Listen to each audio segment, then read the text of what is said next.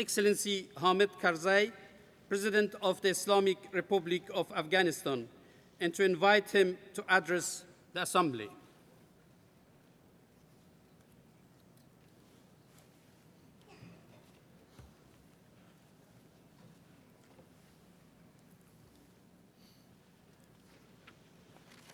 Bismillahir Rahmanir Rahim. Mr. President, Excellencies, ladies and gentlemen, as we speak today, the world is shaken by the depravity of fanatics who have committed acts of insult against the faith of over 1.5 billion Muslims. We strongly condemn these offensive acts, whether it is the production of a film, the publication of cartoons, or indeed any other act of insult and provocation. Such acts can never be justified as freedom of speech or expression. Equally, they cannot give reason for the genuine protest to be used to incite violence with terrible losses of innocent lives. It is a matter of grave concern that our world remains strewn by daily occurrences of violence, hatred, and injustice. In particular, the menace of Islamophobia is a worrying phenomenon that threatens peace and coexistence among cultures and civilizations. I call upon leaders in the West, both politicians and the media, to confront Islamophobia in all its many forms and manifestations. It is incumbent upon us all to advance the cause of dialogue and cooperation, to fight the forces of division and hatred, and to fulfill the promise of a better and brighter future for our coming generations.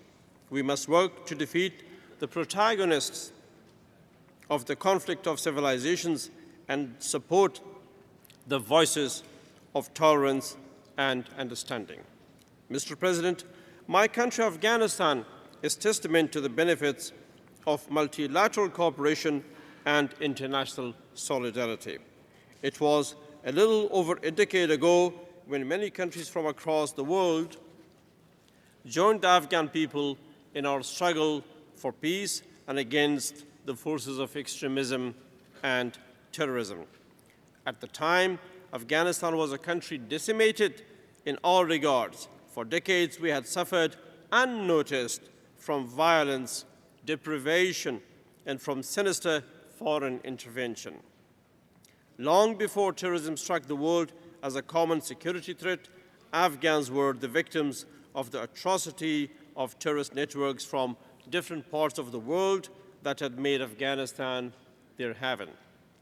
Looking back 10 years ago, Afghanistan has transformed remarkably. Democracy has taken root. Health services are accessible to the majority of the population in all corners of the country. Millions of students, boys and girls, are enrolled in primary and higher education. Our achievements have not come about easily, though. The aspirations of the Afghan people for security and peace are yet to be realized. As the world's fight against terrorism continues unabated, the Afghan people continue to pay the biggest price any nation has paid in both life and treasure. Terrorism is not rooted in the Afghan villages and towns. It never was.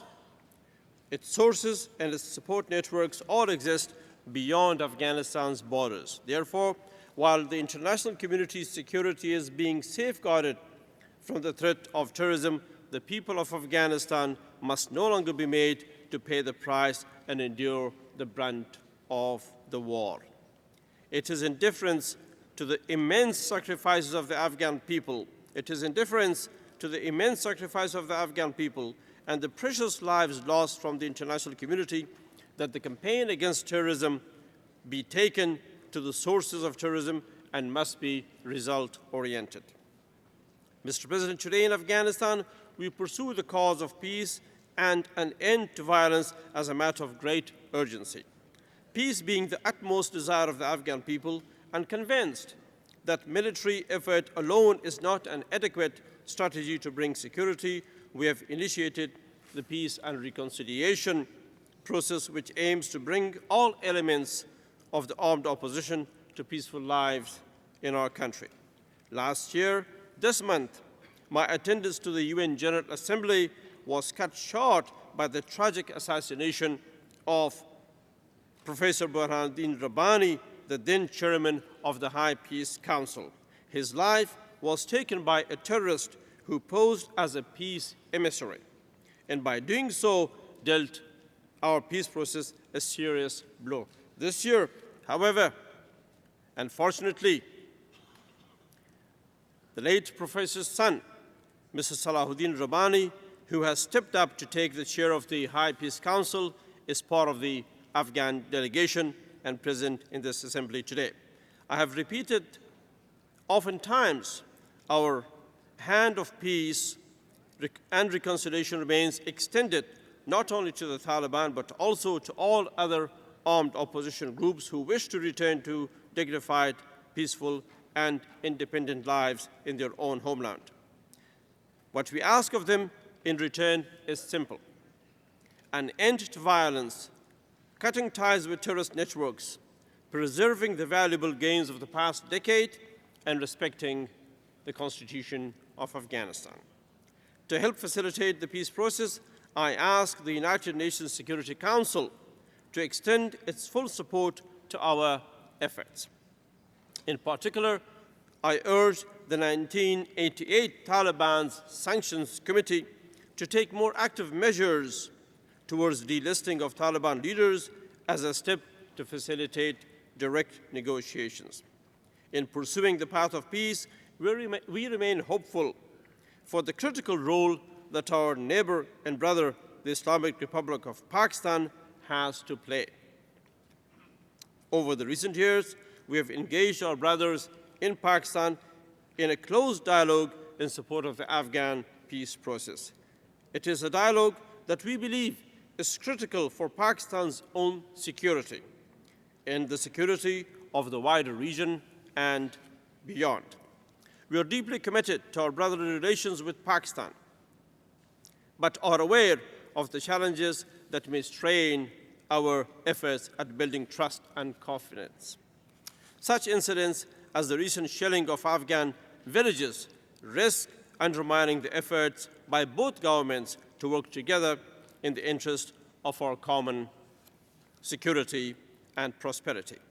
Mr. President, during the past 2 years, our national priority has been to have Afghanistan's own security forces assume full responsibility for the security of our country and our people. The transition process will be completed by mid-2013 and NATO and ISAF forces withdrawn from our country by end of 2014. Apart from advancing transition and pursuing the peace process, the past year has been one of significant progress for consolidating international commitment and partnership.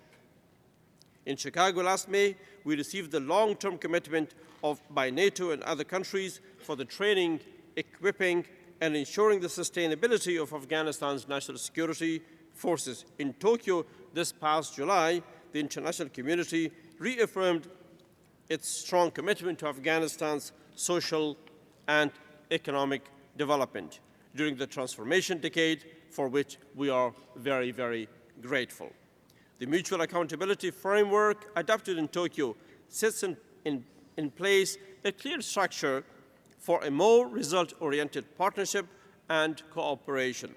We welcome the international community's readiness to align aid with our national priorities and channel assistance through the Afghan budget. On our part, we reiterated our determination to improve governance and to collaborate with our international partners to wipe out the cancer of corruption, whether it is in the Afghan government or the international aid system. Mr. President, ladies and gentlemen, we recognize that Afghanistan's destiny is tied to the region that surrounds it. Whether in face of our common threats such as terrorism, extremism, and narcotics are the opportunities that we must grasp to grow and prosper together. In this context, the Istanbul process presents a new agenda for security, confidence building, and cooperation across the region of which Afghanistan is the center. We will spare no effort to build strong and lasting relations with our neighbors, near and extended. Mr. President, turning to the international arena, Afghanistan views the situation in Syria with much concern. For over a year now, thousands of our Syrian brothers and sisters have lost their lives due to an escalating cycle of violence. We welcome the appointment of the new joint UN Arab League Special Envoy, His Excellency Lakhdar Brahimi. We know him very well. Mr. Brahimi is well respected in Afghanistan, and he brings with him vast experience and a unique ability to the task before him. And here, I ask upon the people of Syria that we Afghans have experienced violence ourselves, and we know what it takes to rebuild the country. So I hope very much on behalf of the Afghan people that the Syrians will sit together as soon as possible and bring no more violence that will be not easy to repair. The continuing plight of the Palestinian people has been a deep source of distress for Afghanistan and the rest of the international community. The people of Palestine have suffered immensely for far too long. We remain in full support of the realization of the rights of our brothers and sisters in Palestine, including their right to an independent Palestinian state. We ask for an end to the occupation and for realizing the just aspirations of the people of Palestine. Ladies and gentlemen, and finally, the UN reform remains an important agenda at the international level. Since its inception in 1945, the United Nations has exercised a key role in promoting a safer and more secure world, improving the lives of citizens worldwide, and safeguarding and promoting human rights. Nevertheless, in view of our ever-changing world, we cannot negate the fact that this organization is in dire need of a comprehensive reform, enabling it to better reflect the new challenges and realities of our time. The reform of the United Nations Security Council is an issue long overdue. Achieving a reformed council that is more inclusive, representative, and transparent must remain a priority, and we welcome the ongoing progress within the framework of the intergovernmental negotiations. Thank you very much for your patience.